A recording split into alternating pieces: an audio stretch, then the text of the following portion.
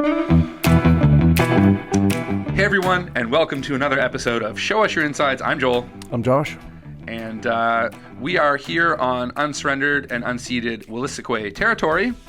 And you may be catching us on YouTube or hopefully on CHSR FM in Fredericton 97.9, your campus community radio station. And we love them. Absolutely. And you should listen to them. They're huge supporters of the indie music scene, but like a lot of different things. And I think they take donations too. So if you ever want to, give them a little financial support. Well, today we have a special guest with us. A man of many talents, photographer, videographer, many of the furs, licensed cat masseuse. Producer, writer. What did you say? Nothing. Cat masseuse? Licensed cat masseuse. Yes, well, that one's a little less known, but yes, it is true. Mckenzie Power. Welcome to the show, Mckenzie. Thank you, guys. Really appreciate it. Yeah, thanks for being here, man. Absolutely. So, how are things? Things are good. Things are good. I mean, Good. $1 million question, right? Yeah. I mean, what hasn't been going on lately? True. Well, because there's a I'm lot here to talk could- about the news, right? Is that what That's I'm what we're for? here Yeah, for. we This s- is a political podcast, yes. All politics good, and religion, good, nothing good. else. Politics, religion, yep.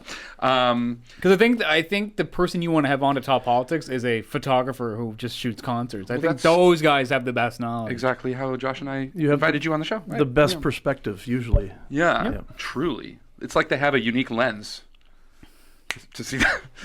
Ooh. So anyway, well, we know you, but the audience doesn't. So, to the audience at home, give us a little bit of your, I said, photographer, videographer, but if your elevator pitch of yourself. No, I'm kidding. But just tell us a little bit about who you are and what you do. Yeah, my name is Mckenzie Power. I'm a photographer in Fredericton, New Brunswick. From Miramichi, New Brunswick. Moved here for school, and I've been taking photos for the last couple of years now of some incredible talent across New Brunswick and even outside New Brunswick. Mm-hmm. And please hire me for shows. There you go.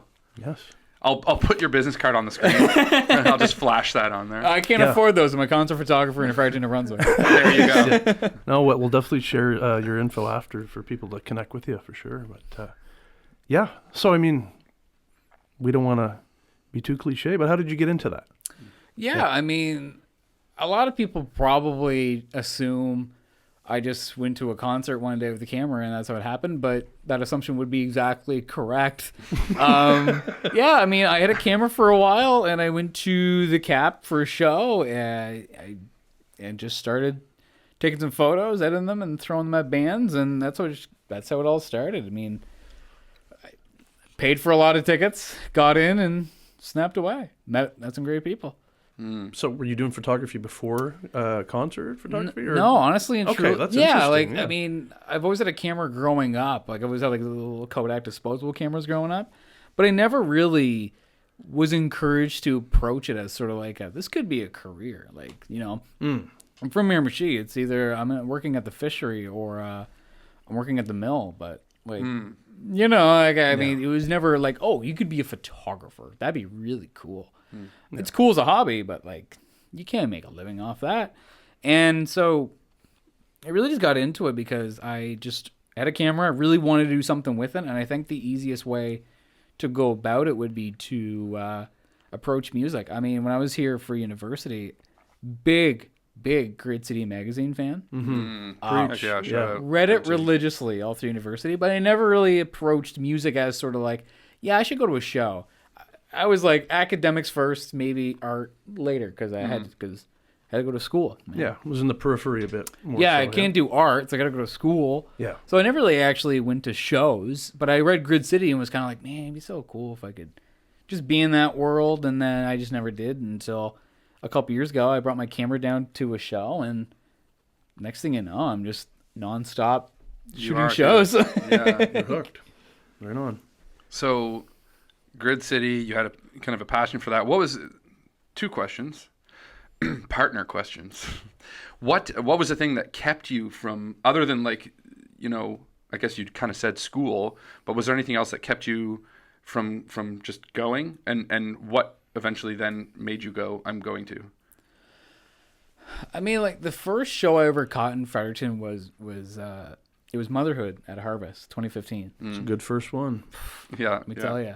I still have videos and pictures on my old Samsung S5 of the show, and I think even shared with the band, and they were like, "Oh, okay, that's a good response." All right, yeah. But yeah, like I went to a show and I was like, "Cool, that's a really cool scene these people got here," and I just didn't go to any other shows. I just wasn't really. I was just too busy with work and like there was nothing really. I didn't care to look out beyond the campus. I just stuck with what I knew. But then when I had the camera, I was like, I gotta do something with it. And I think there was always this little itch in my brain where it was like, music really has always been sort of. I mean, it's cliche to say, "Oh, music's my passion. I love music." Who doesn't like music? But the connection I had with music was always so. I want to say it was always there, but I never knew how to go near it. And even still today, I kind of grapple with that, where I don't know how to approach music from either photography or videographer standpoint, because those are like two separate people, where it's like there's videographer me and photography me. And photography me is really comfortable being able to approach a band and go, yeah, I want to take photos of your show or like do portraits for you guys, and you're going to stay in here, blah, blah. But then videographer me is like, yeah, you guys can figure it all out. And so it's like, it's each time I do something new, it's always going to be music coming first. And I always want to try to discover new ways to see and hear music through the visual medium that I chose, and just kind of build that relation that other people may feel as well about music, where it's like, I'd like to get into photography, but maybe concerts isn't my thing, or concerts are really hard to do, or like, how am I going to stand out doing photography? It's like, I mean, that's how I felt always, but I just kind of did it. You just kind of go with there. That's how I think a lot of artists feel in general. How do I stand out? And the trick is you try not to worry about that at first, and just worry about finding enjoyment in it. Yeah, and I think to a degree, you always will be trying to stand out in a way. I know I definitely. Well, everyone wants their own unique stamp, I bet, right? Yeah. Yeah, I definitely fell victim to that a lot, where I was so focused on standing out with the gear that I had. But like, I don't really get a lot of questions of, oh, what gear do you use? That doesn't really come up a lot. It's always like, oh, well, those are really good photos. How did you do that? And I'm like, no, talk about my gear. Like, let's go back to the gear, please. What do you mean? Like, my gear's what makes it. And it's like, but then I kind of realized that nobody's really asking me about my gear, because nobody really cares what you're using.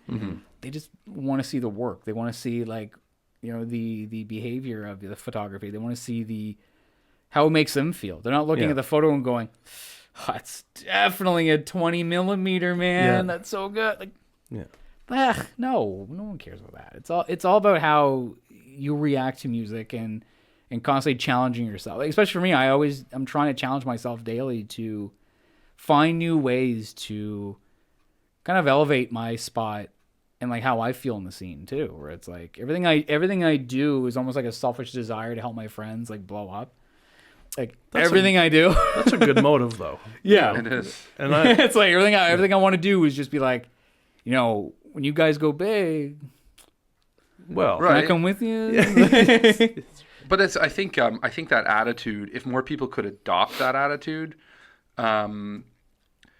it might seem like it's. I think when people they've got their goals, and that's cool. But realizing that, like, helping other people achieve their goals can help you achieve. It can be mutually beneficial.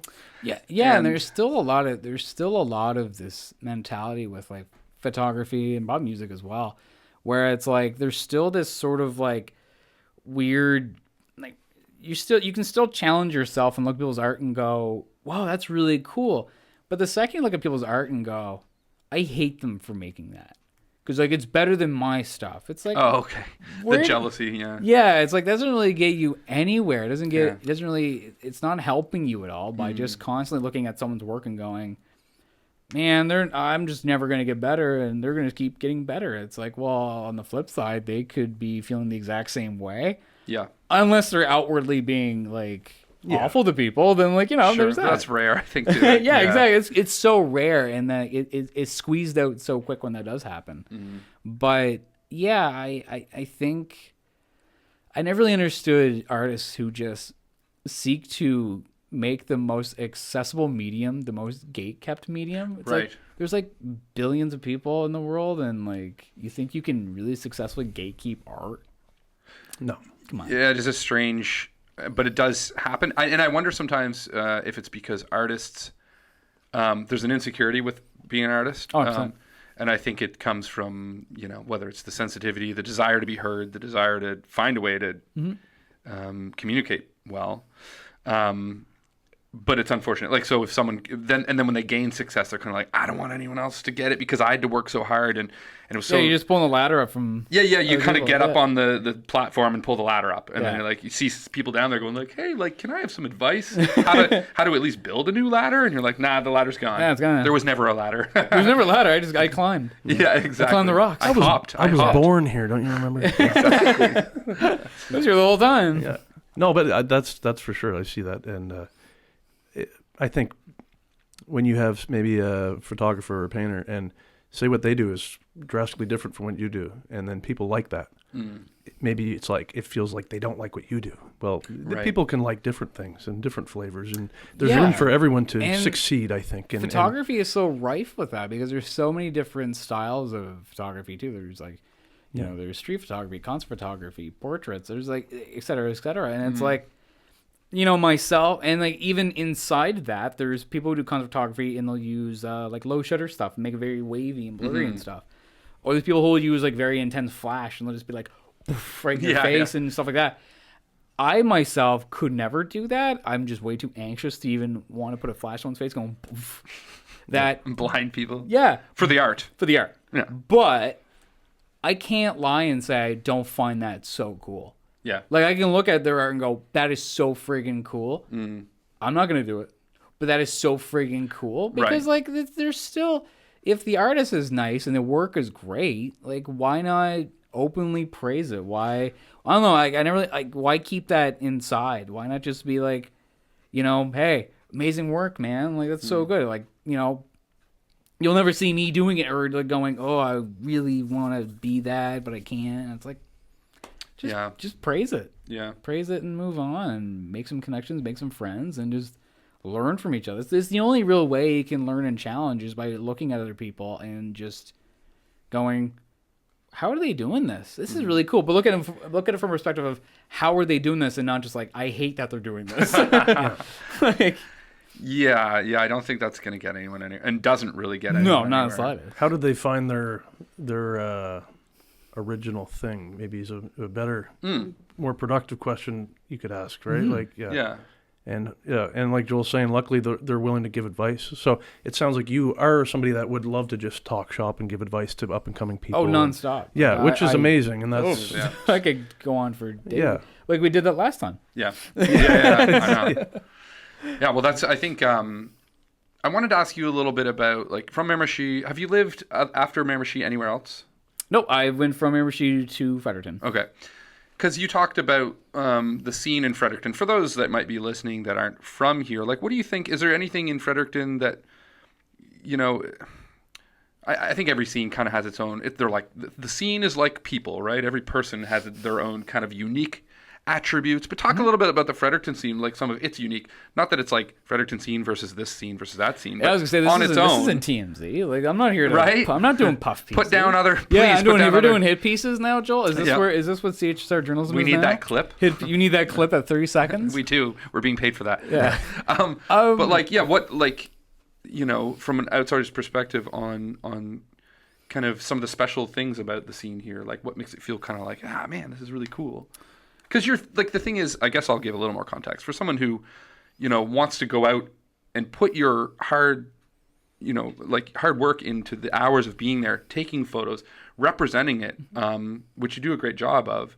And I think a lot of what you just shared is a lot of why you've quickly gained connections and people are asking you to do photos a lot. It's not just you shoot good photos. You are passionate about it. You want to lift up other people. You want to see your friends succeed. So if you're watching this, like those are some good qualities to go into anything with if you want to succeed at it. But yeah, so you put a lot of time into doing this. What makes it worth it for you to go out there and do that? It's like, I mean, the question you were saying was about the scene, and I think that really answers it. The scene that I've met so far it's not just the 5 bands in town that play all the time. There's a lot of other smaller acts who may not be touring a lot, or who may not be playing all the shows. They may even play once every 6 months or so, and they'll pop up out of nowhere and they put on a show, and it's great. And all those people make up the greater scene that we know and love and we see from time to time. I've only been in here for 2 years. I can't say that I have met everybody, and I can't say that I'm an expert in the scene either. But from what I've met so far, whether it's Fredericton or even New Brunswick as a whole, the music scene is genuinely full of passionate people, whether they're just like a bunch of UNB engineering students who just put together a band one day and they actually kill it, or just guys who've been playing in 8 bands since they were like 15 years old and are still at it. Yes.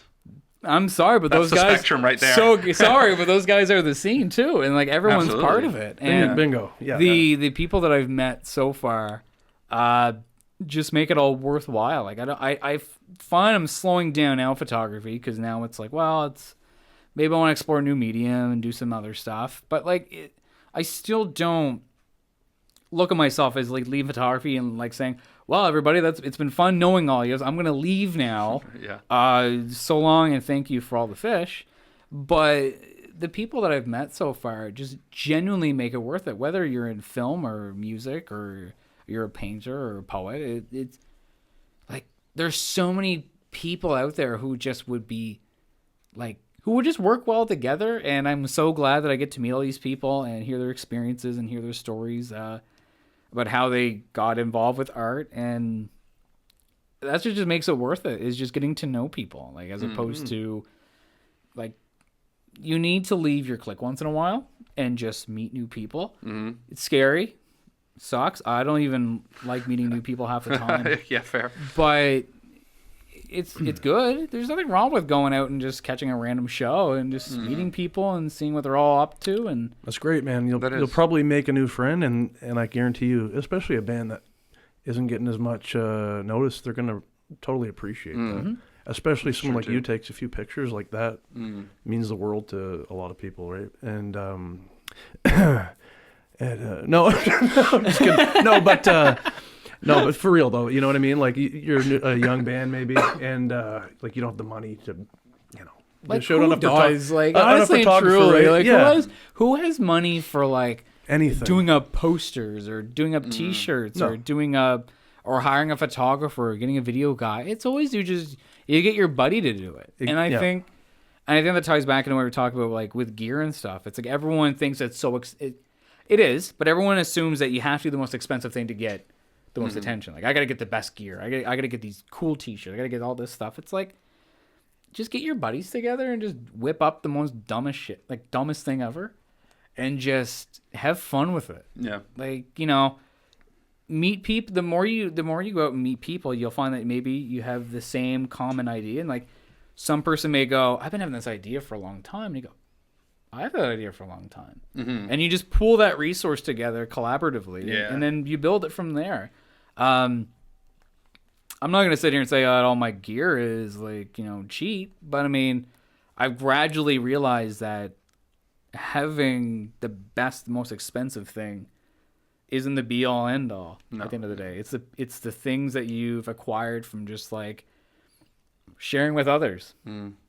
That's really it. Like, the people you meet and the things that you acquire from just shared experiences, better than anything else. Doesn't need to be expensive. Just go out and do it. Have fun. Agreed. Hear. Yeah. I support that notion fully. Yeah. And there's different perspectives with different types of people and all that. So you must get to see like the whole scene kind of maybe a little more broadly than a lot of people do, because you're not pigeonholed to a certain genre or a certain, maybe people you rub elbows with more often than not when you play a certain type of music. Like you're in all of that, so you get a nice view of everything. It's important to recognize too that musicians are not just people who walk off stage and start talking about music. Yeah. Some of them like to go to bed at 11. That's right. Some of them like to go to bed after a show. Some of them actually like movies. Oh. Whoa, like, I love movies. Movies are cool. A lot of them around here especially are going home to their kids. They're like, I got out for the night and that was awesome. Now I got to go home and tuck my kid into bed, or whatever, right? Yeah, so that's kind of the beauty of documenting, like, just the sort of subtle nuances of, like, these are people too. These aren't just like, it's really cool to watch them on stage and playing really cool songs, but when it's all over, they're people too. But that's part of your MO in just kind of being like, capture the thing for what it is. And, I admire that. And I think recently, Matt Carter, for example, who did Grid City magazine, but still he shares paintings on Facebook a lot. Yeah, I love it. Speaking of kind of history and how important it is through the arts to share history, like he painted a Devon convenience store recently on Facebook. So shout out to Matt. It's a beautiful painting, but it doesn't look like this anymore, really. And it used to be a convenience store, and they were talking about like kind of how it was the most robbed convenience store in like all of Fredericton. And or was it a baseball bat ready? Exactly. So you saw this post, yeah. Oh, did I see a Matt Carter post? Yeah, I suppose. Yeah, you're a big fan. I'm like one of his biggest fans, I think. Yeah. I think he'd be upset if he found out I wasn't following his posts all the time. But we all are. We all are. Yeah. Well, because he's got a great eye for photography, but also just creativity in general. But he also would share stories about shows that happened at like venues that don't exist anymore. Yeah. And, it would be, whether you're a part of the scene or were part of the scene or not, like you just feel the history of like, no, it didn't have a camera crew there. It wasn't like on Access Hollywood or like, but like the people that were there. His writing gave you FOMO. Yeah, for sure. And that's how I felt for the entire time from 2015 going up to 2023. Yeah. Mad FOMO. Yeah. It's like I could have been there. Yeah, and that's great. The way he wrote about, continues to write about shows is just, it was so formative to how I went into photography. Yeah. He gave me FOMO when he wrote. So it's like, I kind of want to give people FOMO with my photography. You do. I was going to say that. Like, it's a very similar thing you're doing. Right, everything I do is to rip off Matt Carter. That's what I was going to say. At the end of the day here, that's truly what everything I do is to rip off Matt Carter. He is the prototype. And same. I think we all do, really. He's like the Obi-Wan, right? Yeah. Like, and that's okay. Everyone needs, Luke needed to find his Obi-Wan. I think we've all ripped off Matt Carter one way or another. He's a role model in the way to conduct yourself as well. And he's not point. biased in who he covers. Humble. Always positive. He doesn't. 100%. There's nothing negative and I've cold called him and reached and say, hey, would you mind listening to this? And he'll do a write up, and it's like so thoughtful and in depth. And I'm like, that's exactly what I was trying to get across. And it's like, I'm so glad you really listened. So huge. And now he's not doing that. You're like, man, you realize you missed having that in the community. So and that's sort of the thing too. It felt like, yes, we did lose this sort of intense presence, but he's still here. Oh, of course. CSAC is killing it, man. Like the shows they're bringing in and the things they're doing for the classes they're putting on. Yes. They're killing it. Matt's still here. Oh, yeah. He may not, the Grid City may be gone, but it just feels like whatever Matt goes near. This is now a Matt Carter podcast. Yeah. Like, what do you mean? He doesn't need to be here. I got it. I got it, Matt. Cool. You're good. But everything he touches just turns to gold. But so he's still here. Yeah, absolutely. And he's still leaving such mad impressions on people, and people like myself still want to rip him off. That's right. Well, that's all I want to do. Hey, listen, if you're gonna rip off somebody or learn from somebody, he's a good one to learn from. But and Matt's great. There's a few different people. Someone like Zach Atkinson. And I don't want to do like a name drop, episode, but I guess there's people in the scene that just like, but the reason I'm saying this though is to bring it back to you, because I think you do have that same, I don't know, whatever you want to call it, aura, whatever it is that, you don't just love it for like, you're not just kind of like, I just wanted to get better at shooting photos and have a portfolio. It's kind of like, there's something that I want to capture, and there's a reason why I want to be there, and I want to get to know the artist, and they want to get to know you. And it's that symbiosis, but also just like the spirit of collaboration, the spirit of kind of encouragement, I guess, which like anything that you're doing, any business you're in, any world, like that should be, if that could be the seed of a lot of that stuff, man, imagine how much more encouraging and loving and happy we'd all be, just like hanging out with each other, being like, did you do a cool thing? That's friggin' awesome. Did you do cool? That's awesome. Let's do cool things. Let's just keep it going and have 100%. fun. And like another thing I was just going to bring up quickly because of the history piece is CHSR, which this is all you. This is on there, and I just think you too. They did a thing recently, and I'm trying to remember what it was called, but it was like kind of like a throwback thing. And one of the ones they did is I recognized, I think it was like a show poster they shared from like Bugaboo Creek, which was a venue. And the band's it was at I'm gonna forget, and it wouldn't matter to you guys though because it's like a venue that you probably wouldn't have. The Chestnut, I think, the Chestnut Complex. I've heard tales of the Chestnut. Okay, yeah. And it was a battle of the bands that had happened like 25, 30 years ago, and some of the bands on the list, I was like, I remember this band.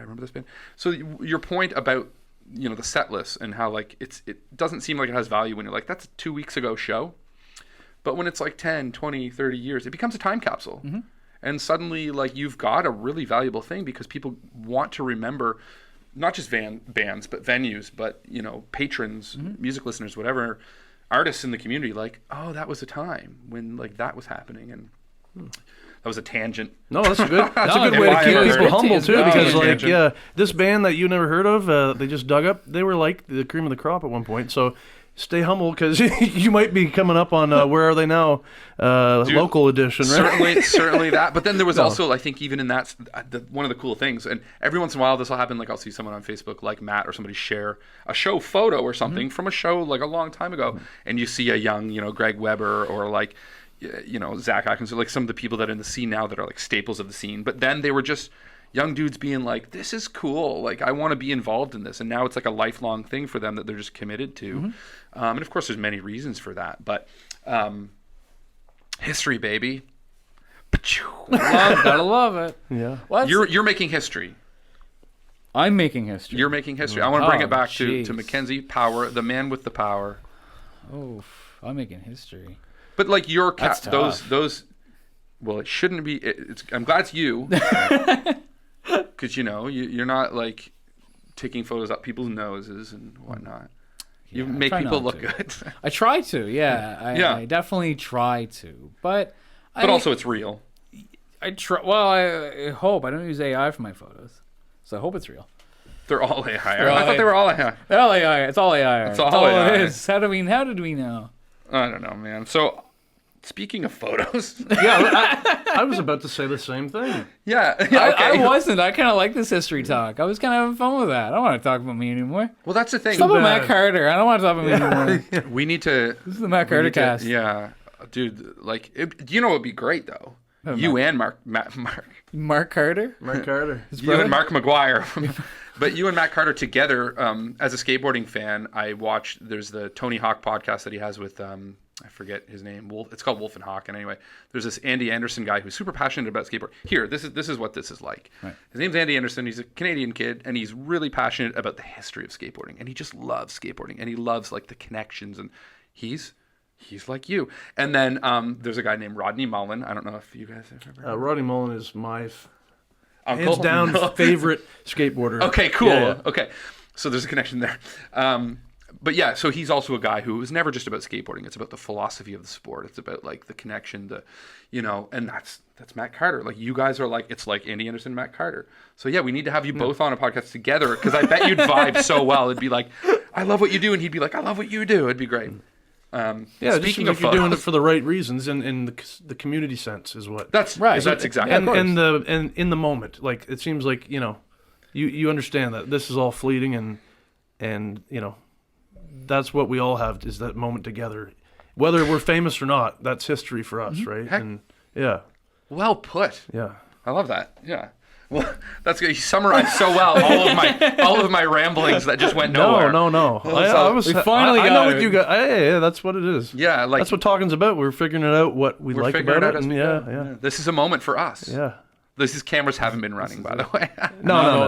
It's just audio. This is all. Not even that. Nothing's running. No. We just do this. We always joke. We just. It's going to be up here. Nothing's plugged in. It's all memory. Yeah. It's like our tea party, but we play podcasts. Yeah. That's always fun. Well, let's talk about some photos. Okay. Do you want to do that? Yeah, sure. Let's play. Show us 3 photos and tell us about them. It's a new game show. So, like, as a drummer, do you write music? Yeah. So as a photographer, what does this photo mean to you? What does it mean to you? Now, we talked about how gear's not important, but what did you shoot this on? What did you shoot this on? I'm going to guess this was a 4,000 millimeter. You shot it from a different country, and that's how long of a lens that is. I shot through a sniper rifle. Yeah. Scope, sorry. Yeah, no. Well, let's do you know how much I get paid to be a photographer in Fredericton, New Brunswick? I can't afford a lens like that. Billions. Billions of pennies. So for people listening, we've gotten very excited here, which is we do this. But we want to feature some of your art. And we're going to do that in a couple ways. Mm-hmm. And on YouTube, people will get to see a clip here sometime soon, but you'll also get to see these photos. On CHSR, I'm sorry, you'll just hear us describing them. But Mackenzie's going to talk about them. And please go check out the YouTube video if you want to see the photos. Photo number 1, Mckenzie. Tell us about it. Like what I'm seeing here, I'll do a quick for the CHSR folks, and then you can explain it. So we've got a performance happening, a musician on stage. I won't describe who they are, and I'll just kind of say you've got a camera guy, you've got someone in the foreground, you've got a mic stand. So it's one of these photos I kind of discussed, like where you've got some stuff going on. There's you've captured a moment here. Mm-hmm. So what moment are you capturing? And you picked these as 3 of your favorites. So maybe tell us the moment and why this is one of your favorites. Yeah, so in 2023, I got the opportunity to shoot Harvest Festival. Mm-hmm. And as we all know, Corey Wong came to Fredericton and decided to play a little show. A little show, yes. Much to the annoyance of a lot of my friends, I had no idea who Corey Wong was. Okay, same. I was about to say, I really didn't know who he was until... I regret not knowing him. Isn't that cool, though, when you discover an artist and you're like, wow, like a definition of a hidden gem sounds like downplaying, but like, amazingly talented artist. But yeah, I remember telling a buddy of mine who's a massive Corey Wong fan. I was like, dude, you should meet. I just took photos of this guy like last night. I sent him like raw photos of this, and he's like, "Is that Corey Wong?" I was like, "Yeah, like you might like him." He's might like him. He's like, Corey Wong of the Wong Notes. Yeah, he plays guitar or something. Yeah, I don't know. Like just went off on me. I'm okay, I guess he's good. Okay. And cool. So this shot here, like I was in the photo pit, and the first thing I noticed about Corey was that he's incredibly animated, incredibly just a charming rhythm guitar player. But that's the thing, though. He's a rhythm guitarist. Now, we usually don't think of rhythm guitar players being like the lead. They're always just kind of strumming away. Mm-hmm. But his wrist, I swear to God, when he passes, they're going to be studying that man's wrist because he just flails. Like, it's so beautiful watching him play. Massive smile. Like, he plays it like it's just easy. It's just simple. He's smiling away, throwing himself around, stretching out. And he's just super animated. Yeah. And I really wanted to capture that. So there's this shot right here. I remember getting criticisms for it because it's like, well, bands don't like shots where things are in the way. They don't like when there's camera people and blah, blah, blah. But I'm like, I don't really care. Because this shot here, like, it's a show. There's stuff happening. He's being documented. He's being, like, he's smiling. Like, he's just taking a break after a set. Like, the stuff between sets are the shots I love the most. Yeah, okay. Yeah. Cool. Because either A, they're finally like, okay, I got my groove. We're gonna play. Yeah. Or they're just plain exhausted and they're just, I know managements don't love it when they get shots of their artists being all like drained, but I love it. Yeah. Because it's just them at their like most primal when they're just in it and they're getting ready to, like, we got a few songs left, let's give it our all. Yeah. And that show there is just Corey smiling away, just giving it his all, and everyone's just there, all eyes on him. Yeah. But to him, all eyes are on the band. Yeah. It's not just him on stage. Yeah. Everyone's looking at Corey Wong, but he is just loving his band. Yeah. Well, like, so definitely this photo, and I do love, you know, I didn't even see the person in the foreground at first, right? So another thing I was going to say too about the foreground photos that's kind of fun is, like, this one's tough because the person probably wouldn't necessarily see it and go, that was me, but maybe. Sometimes it's kind of fun, those foreground photos, you end up being the foreground person and you're like, that's the back of my head, which is also kind of cool. But it also, like you said, it gives context. Like, it's one thing to just, you know, zoom in, get out of the way of the mic that's there and just show a face or a guitar or whatever.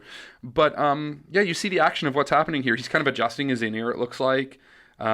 Huge smile on his face, looks like he's having the best time. You can see the sax player behind him is just like having a great time. Like, yeah, it's a cool, like, shot of, like, the energy that happens at a live show. You've got a camera guy trying to hold the camera up, get the shot. You've got, I don't know who that was, maybe a sound technician, maybe another photographer, the foreground person. But yeah, it's a very cool shot. Yeah, for me, it's like, I'm sorry, but at a show, there's going to be mic stands in the way. There's going to be people in the way. Yeah. That's what you see. You might as well you got to roll with it. Yeah. Like, I'm not gonna airbrush it out. Like, No. Takes up too much of my time, and it's gonna take up too much of my want to really love this photo. Yeah, it's like, exactly. I mean, there's stuff there. It's a show. If you love it, that's the thing. There's I'm gonna move on because I forget his name. I was gonna say there's probably a lot of photographers that are looking for that perfectly framed shot of the silhouette with the guitar, just like this. You know, I'm not saying I don't go for it, but I mean, I appreciate you're staying true to what feels right to you. You gotta do half and half. You have 3 songs that getting it out. You gotta get the moment, but you need to take time for yourself to get the shots that gonna make you happy. Yeah. Maybe there's been a few times where like I'll take some shots that I thought were good, but maybe the band wouldn't like, and I'll send the band like the folder, and I'll post some stuff on my own. And I'll get a message like, how come that's not in our album? Right, like they ended up loving it. Yeah, and I'm like, I didn't think you guys were going to like that. But, sorry. people like authentic, real. They can feel it, you know? So, so next photo, let's. So in some ways, this next photo, as we kind of talked about, the perfectly framed photo, the perfectly captured moment, this one's a little more like that to some degree, because again, I'll give a quick description. If you're on YouTube, you're seeing it with us. So you've got the perfect kind of freeze frame of as every musician who wants to jump in the air and look cool, like this is what you want to look like. I've tried it. I will never look like this in the air. I am not graceful. It's always going to look like I'm falling. You've got, of course, also the kind of back-to-back of the bass player in the background. So they're kind of like, even though they're not leaning against each other, it's kind of got that vibe. And you've got him right in the middle of his jump. His legs are so perfectly together. He's right in the middle of his strum. So tell us, now that I've described this, what is this? Very eloquent. What the heck? It'd be funny if you were like, it's a cardinal in a tree, Joel. So this was at Area 506 last year. Pup was performing, and I think the night or the 2 nights before, Pup was playing in Halifax. And 2 of my best friends are the biggest Pup fans I could ever think of, and they're photographers as well. And they were trying to get a chance to get in, photograph Pup. And like, we didn't get in, took my camera and blah, blah, blah. I was like, that's a shame, guys. I'm probably seeing Pup tomorrow. And then, I had no idea who they were. Most of the bands I shoot, I have no idea who they are. Maybe that's for the best. Awesome. Until afterwards. Yeah. And then I remember getting that photo, and I sent to my buddies. I'm like, what do you guys think of this shot? And they were just like, are you serious? You don't even know who these guys are. And there was a moment of them just being like, no, I can't believe you got this. There's no way that you did that. And that was caught manual focus.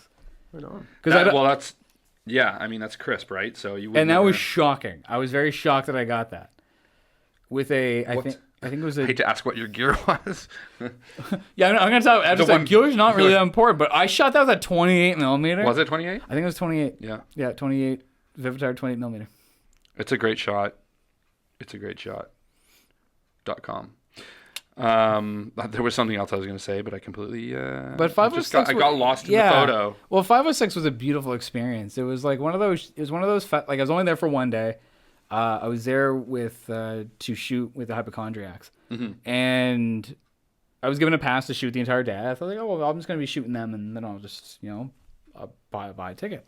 But I ended up shooting that night, and it was just a really beautiful night that made me appreciate. Like outside of Fredericton, because I was shooting Fredericton. I never really shoot St. John that much. But getting to shoot in St. John and just like meeting up with some old friends and catching these shows and documenting it was just like, there's something different about it. I still cannot really put my finger on it, but it was just one of those moments that it just felt like, this is another reason why I do this. Yeah. Like it was just such a great. It was a Sunday. It was a Sunday night. What? It was a really beautiful Sunday night. Yeah. Like it was one of the best. It can happen. It was. That sounds great. You get to be in cool places. You get to see great shows, and you get to document that and just be part of it. So I mean, it sounds like you found contentment in your art form. Yeah, it's wild just how. It's wild how quick it can all happen too. Like, I'm not saying it happened overnight. It definitely happened over many sleepless hours of editing for sure a number of photos for free for a number of different bands. But by the end of it, I kind of found my place a little bit. And I'm not saying everyone should do concert photography. It depends on, if you want to do it, please go do it. If you don't want to do it, no one's going to think anything different of you. It's a lot, but it's all worth it. The people that you meet is just so. If you make that a goal to just meet a lot of people and get to know people and really get to understand them, makes it so much worth it. It's such a grand old experience. So let's. I was gonna say I'm gonna have that on my tombstone, and I was like, I shouldn't say that. It was a grand old experience. But then it'll be quoted Mckenzie Power. Joel, I don't want to be on your tombstone. Mckenzie Power on Show Us Your Insides. It's a grand old experience. Quote from my podcast back in the 2020s. And he's going to have a picture of your face on his tombstone. Yeah, grand old experience. It's all planned. Surprise! Well, speaking of grand old experiences, this was quite the grand old experience. Okay, so in third photo, final photo here, we've got what looks like a dancer in the foreground. We've got, I know that that's Dylan. I wasn't describing them. I was like, I'll let you tell us who the musicians are so that the audience can almost like picture it without picturing anything specific. I don't know why that was my goal. Make it as vague as possible. So let's say, a performer with a guitar who like looks really into the moment, like really, really just like having a great time. And then you can see the guitar stand. So again, it's another one of those photos where you've got action in the foreground, something going on in the background. So Mckenzie, tell us, give us the details. Yeah. Give us the deets. Yeah, so this was a Hello Crows performed with the Olympic Symposium. Okay. I believe that's what their name is. I'm really bad with names. Olympic Symphonium. So this is a Hello Crow. Yes. So this is the Hello Crows of the Olympic Symphonium. You were close. I was getting there. They're gonna hate me for that one. No, but they were playing. It was a Truth and Reconciliation show at the Farton Playhouse, and I had just I know the band very well, so it was not hard for me to be like, I'm gonna grab my camera, right, go downtown and document this concert. Because it was a big deal for them. It was a really big, elaborate production, and it was just a very beautiful night. And usually what I'll do is I'll do 3 songs, and then I'll stay out of the way. Okay. I just couldn't stop shooting with the show. Yeah. It was just a beautiful show. And this photo here, I never really thought was a big photo. I was just like, you know what? It's a shot. It's really good. It's a really good one. I like it, but, it's a shot. Mm-hmm. But I remember talking to Emilio and Dylan after at the Cap one night, and we were talking about that show, and he was like, that shot though of Dylan is like one of my favorites because and Dylan was like, I know exactly where I was when I did that. Like I can look at that photo and go, I know exactly which moment that was. Yeah. And for me, I thought it was a bit of a throwaway photo. Yeah. But it kind of goes back to where there's the shots that I like, and there's the shots that I think the band likes. Yeah. Sometimes it's not always. I'm not correct. Yeah. It's okay to be wrong, because what the worst is gonna happen, they're gonna say, "Hey, I want that photo. Right. Here you go. Take it." Yeah, exactly. I just didn't think you guys were gonna like it, but then the fact that they brought it up themselves. Yeah. I'm like, okay, but that's a really good one. Then I'm like, to me, it's like I remember exactly when that happened. I know I remember very clearly, but I didn't think that they would. I thought it was like, because like you're on stage, you're performing, you got so many different things going through your brain. I don't really expect you to worry about the minute details, but the fact that he looked at that phone and went, I remember exactly where I was and when that moment was. I was like, pretty cool. That's pretty cool. I was like, okay, maybe it's that. That's what it kind of ties back into. We're all going to be growing old someday, and it's like these memories, they may not seem big now, but if that memory already seems big, like a month or 2 after the show, geez, I can't imagine like years from now. Like, that's a pretty big deal. Well, I'm glad that I caught that. Like, I'm super glad that I didn't go, that shot's a little bit too rough. Throw it out. Yeah. There's a lot of shots where I'm like, that could have been the one. Who knows? Now I'm just a big ball of anxiety now. But you got to kind You're in the right place. Yeah. Now I'm back to editing like 200 photos a night and just going, all right, Which one's the gold? Here's 100. You're pick one. for gold. That picture could be like become a family heirloom. You know what I mean? True. Like, hey, Yeah. and maybe you're capturing a side of people they don't see. That's a coffee table book right there. Yeah. That's a coffee table cover right there. Yeah. No, it's like you're giving people a look at. They know they had fun, but to see it is kind of nice too, probably, right? You don't always see yourself from that angle. So yeah. Well, so we're time is not our friend when it comes to podcasts, but no, or me, or a podcast with me on it. Yeah, but we wanted to talk about and finish up with kind of one more project, which is I think probably a big one that we should have left ourselves more time to talk about. We will have you back. We say this to everyone. Yeah. to talk just about this project. Well, maybe we'll give people a taste, and then hopefully it'll also cause them to pursue more and check it out themselves and get in touch with you if they want to work on something and collaborate, whatever. But you just recently shot, directed, and kind of produced with, I think, Dylan and a few other people at Shiftwork, a video for Radiator and their song "You Need to Know," and that just popped off very recently. Yeah, it did. Yeah, Radiator, a local rock band, Fredericton, New Brunswick here. Radiator, Yes. they're great. Yes, sir. And Super group, if you will, of locals. Might as well be, yeah. yes, Pretty much. So, like, I mean, and I hate to kind of, I want to show a 30-second clip to give a preview of the song video.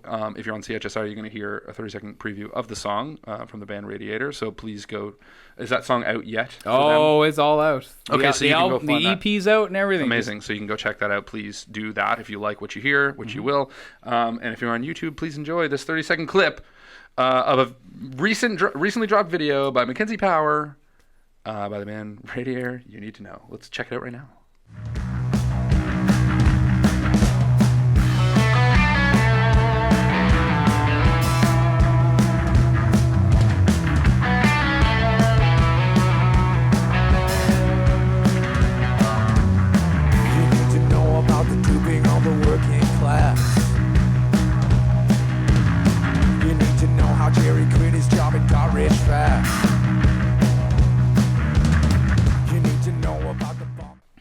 All right, that was a little taste of, if you're on YouTube, the video and song from Radiator, and the video directed by Mckenzie. If you're on CHSR, you got a taste of the song. Please continue to check that out. Go find it if you liked it. So that is "You Need to Know" by Radiator. Mckenzie, how did that come about? Because we talked about photography, and obviously this is videography, which I know is something you love as well, and actually are somewhat of a film director. There was a short film you made, which we could have talked about too. We'll talk about next time. But it was a really great short film, by the way. We got to talk about Matt Carter. Let's just finish with oh my God, Matt Carter. I can't stress this enough. Yeah. A quote from him to end the whole thing. So how did this project happen?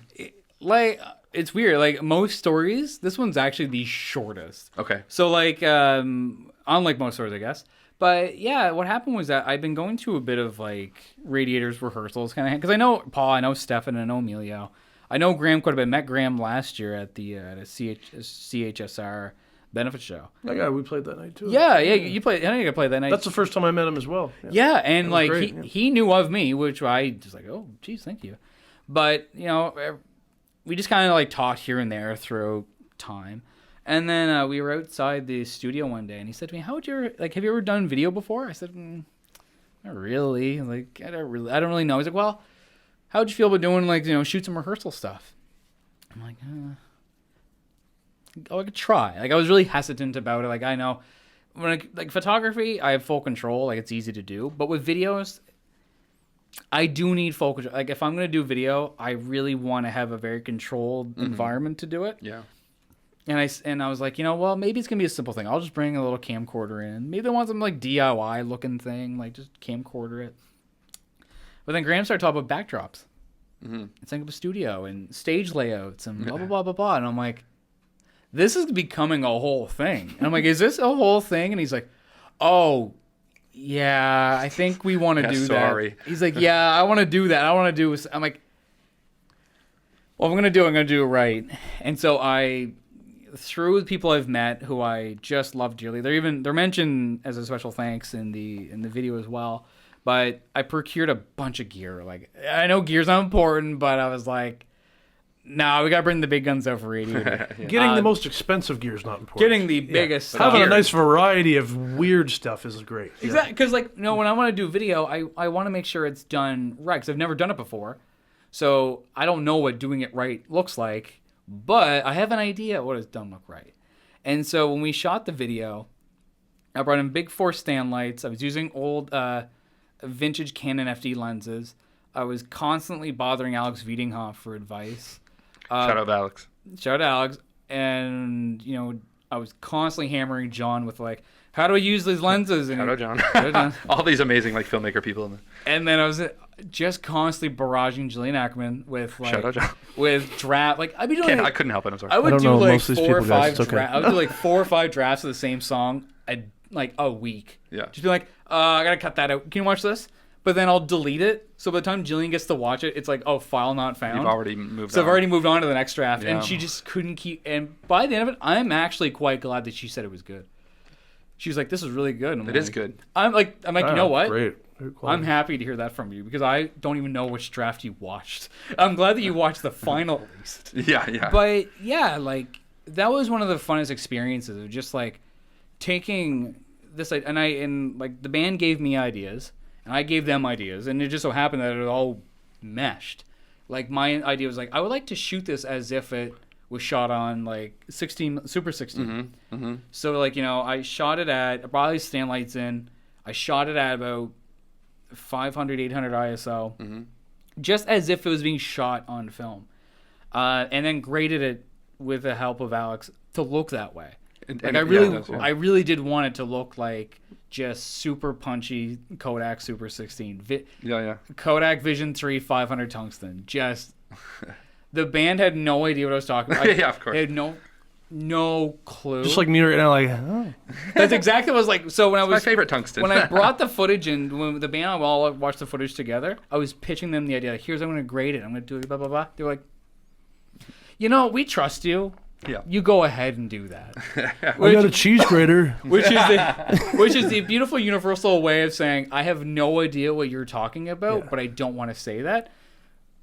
We trust the process. Or do we care? You just make it look sweet and we'll be happy. Yeah. But the beautiful thing is that they really did care. And that was the thing that really made me appreciate that process. And I think that's going to set the standard moving forward is that it's all about collaboration. And I want more of that. Mm-hmm. What I got from these guys was just incredible. They were busy getting their EP, 23 Park Street, London, UK, which is out now.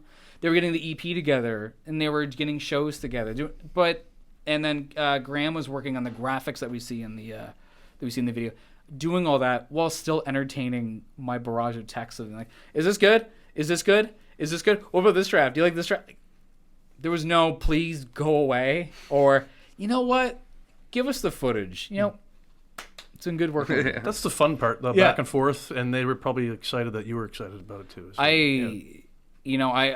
I've gone on about them for weeks about how amazing they are. That's not to say that everybody else I met is not amazing, but the experience that's what I'm getting from it. No, but the experience I had shooting the video was just bar none some of the best, like the best time ever. Dylan was present as well. He was doing he was producing, mixing the audio. And he also was on the smoke machine too that we see. It's a really cool studio space too. It is, yeah. Just cool vibe to it. It is immaculate how quickly the band put it. Because we went in the night before to set up the backdrops, and we went in the night before and we just pretty much moved everything. I did not know how big shift work really was. It's a big studio, but there's just so much gear lying all over the place that you just think, oh, it's very tight. But I don't know what happened, but the boys just completely gutted the place, and there was so much room, and it was like unbelievable. And the work that Dylan did to help with this whole video was just like, I don't think you can really single out a single person in this entire production because everybody just, to me, it set the standard for what a collaborative production should be. Of course, I'm probably going to work on stuff in the future that may not have that sort of level, but for me in my boundary setting, that's what I'm gonna want moving forward. That's it was fair, such a beautiful experience, and it's really hard to. It's really I don't want to say you had to be there, But if you were there, you would never forget it either. Like, it was such an immaculate experience. That's awesome. So if for people who saw the preview, I should have mentioned this too. Where can they see the rest of the video?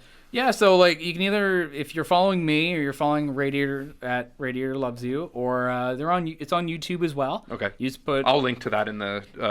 Because when you put in Radiator, you need to know. It's a lot of dads who are teaching their kids how to fix the radiator. You always got to think about that because there's just so much content on YouTube. I was so excited. I was at work and I was so excited to watch it. I punched in Radiator. You need to know. And it was an old guy, just like it was like long string of old guys. If your radiator's got a leak in it, you're gonna blow your engine up. Fix your radiator. That was the secret, whole plan behind the video in the name. Well, to teach young people how to work on the radiators. Well, like I've always said, with Radiator, it's no leaks, all heat with Radiator. Yes, sir. Yeah. Well, with that, hey, we can't end on anything better than that. No, it's true. Yeah. So go check out that video. How can people get in touch with you if they want to, book you for photos? I don't even know if that's something you're doing, but like if they want to collaborate, you can try. Okay. You can give it a shot. Good luck. I mean, I'm always down to collaborate with video, photography, just really anything that you think, or even just to chat and talk about stuff. Like I'm always happy to do it. He's a good guy. Yeah, for like up and comers or people getting into it, you're open to. I actually forget how you even get a hold of me. I don't even know what my name is. His phone number is. No, I'm kidding. I'm pretty sure my name on Instagram is. You just gotta Mckenzie Power. Show up at a show and you might be there. That's basically the best you can do. Put out the Mckenzie signal in the sky. Yeah, just. I don't know, put out some A&W and I'll probably find it. Some A&W? I'll probably find it. But no, Mckenzie W. Power, just feel free to shoot me a message. I may get back to you in either less than an hour or like 3 to 22 business days. 3 to 22. But yeah, and also please, for the love of God, check out 23 Park Street, London, UK by Radiator. It's a new EP. It's out. It's sick. They put a lot of work into it. They're not paying me for this, but...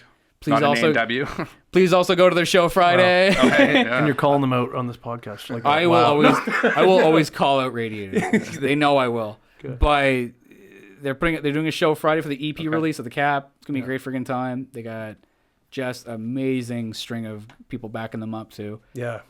Check it out. It's gonna be sick. Great musicians. The tunes sound awesome from what I've heard. So. Oh, it's right on. Good time had by all.